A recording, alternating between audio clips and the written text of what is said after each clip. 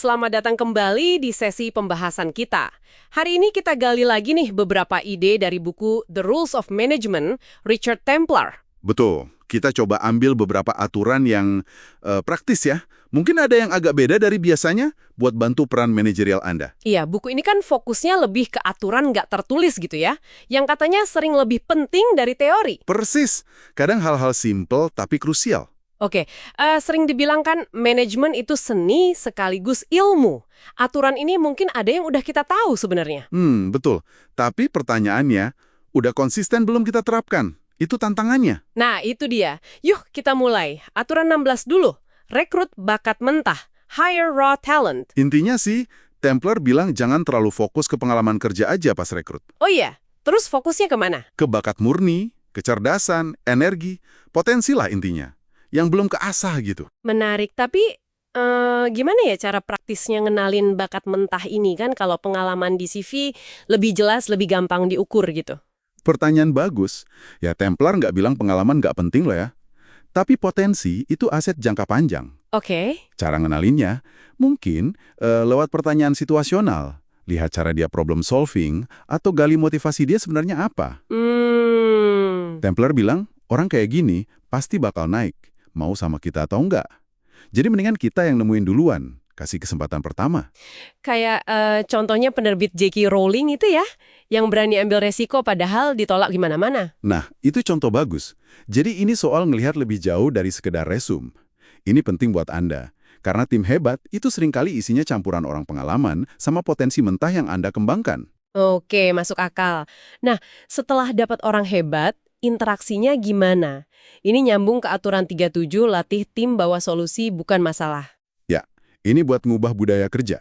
Jangan sampai tim datang coba bawa daftar masalah. Latih mereka buat sekalian bawa usulan solusi. Kedengarannya bagus ya, ideal gitu. Tapi apa nggak ada resiko tim jadi segan lapor masalah kalau belum nemu solusi? Takutnya malah masalahnya disembunyiin. Nah, Templar udah mikirin itu juga. Kuncinya itu melatih, bukan maksa secara kaku apalagi di awal-awal. Oke. Mulai aja dengan biasain nanya, oke makasih laporannya. Terus, menurut kamu kita baiknya gimana? Atau kamu lihat ada opsi apa aja? Jadi lebih ke ngajak mikir bareng ya? Betul. Biar mereka merasa punya andil juga, mendorong pemikiran kritis. Di buku itu dicontohin kayak permainan konstruktif gitu, bukan ujian. Jadi intinya membangun kebiasaan mikir solusi ya, bukan cuma mindahin beban ke kita sebagai manajer. Tepat sekali. Ini bisa banget hemat waktu Anda dari dengerin keluhan melulu, jadi bisa fokus ke problem solving bareng tim. Oke, nah memberdayakan tim cari solusi itu penting, tapi kan ujung-ujungnya seringkali manajer yang harus ambil keputusan akhir ya, apalagi yang sulit. Nah, disinilah aturan 65 jadi relevan. Berani mengambil keputusan. Be bold. Be bold. Ini maksudnya manajer efektif itu nggak boleh takut ambil keputusan gitu ya? Ya. Walaupun ada resiko salah. Betul. Lebih baik bergerak maju, walau mungkin salah, daripada diam aja karena takut, terjebak dalam keraguan. Tapi ini bukan berarti nekat kan? Oh, jelas bukan. Templar nekenin ini bukan soal gegabah. Prosesnya tetap ada. Kumpulin fakta dulu, evaluasi opsinya, dengerin masukan tim kalau perlu, pakai intuisi juga boleh, baru putuskan.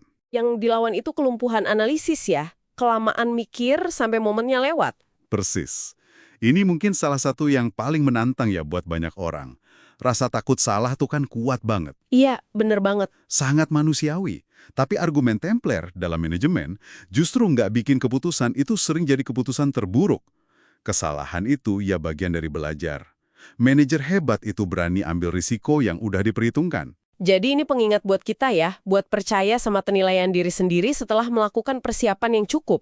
Iya, keberanian itu yang sering kali jadi pembeda. Baik, udah rekrut bakat, udah latih solusi, udah berani mutusin. Nah kadang ada godaan buat terus mantengin nih, ngawasin terus, tapi aturan 75 malah bilang sebaliknya, pulanglah, go home. Iya, ini sering disalahpahami kayak nyuruh santai gitu ya. Padahal, menurut Templar, bisa pulang tepat waktu secara konsisten, itu justru bisa jadi indikator manajemen yang efektif loh. Hah? Gimana tuh ceritanya? Bukannya manajer yang kerja keras itu seringnya pulang paling malam? Nah, di situ uniknya pandangan Templar.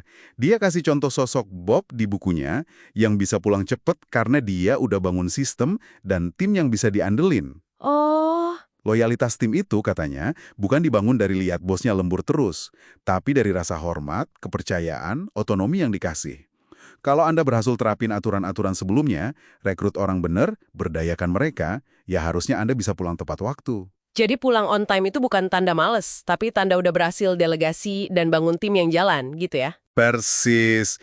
Ini penting buat Anda jaga keseimbangan hidup dan kerja. Jaga stamina jangka panjang. Kesejahteraan Anda itu justru dukung efektivitas Anda kok. Oke, dapat poinnya. Baiklah, kita udah bahas 4 aturan kunci nih. Lihat potensi pas rekrut, latih tim fokus solusi, berani ambil keputusan, dan ngelihat pulang tepat waktu sebagai cermin manajemen efektif. Ya, aturan-aturan ini mungkin kedengarannya masuk akal ya, bahkan mungkin udah sering dengar. Tapi, coba renungkan sejenak. Sejauh mana praktik manajemen Anda sehari-hari itu benar-benar sejalan sama prinsip ini? Bukan cuma tahu ya, tapi ngelakuinnya secara konsisten. Betul. Di tengah kesibukan itu, aturan mana dari yang tadi kita bahas, atau mungkin aturan lain, yang paling sering Anda lupain? Atau paling susah buat Anda terapkan secara konsisten setiap hari? Pertanyaan yang bagus untuk direnungkan. Terima kasih sudah menyimak sesi kita kali ini. Sampai jumpa di pembahasan berikutnya.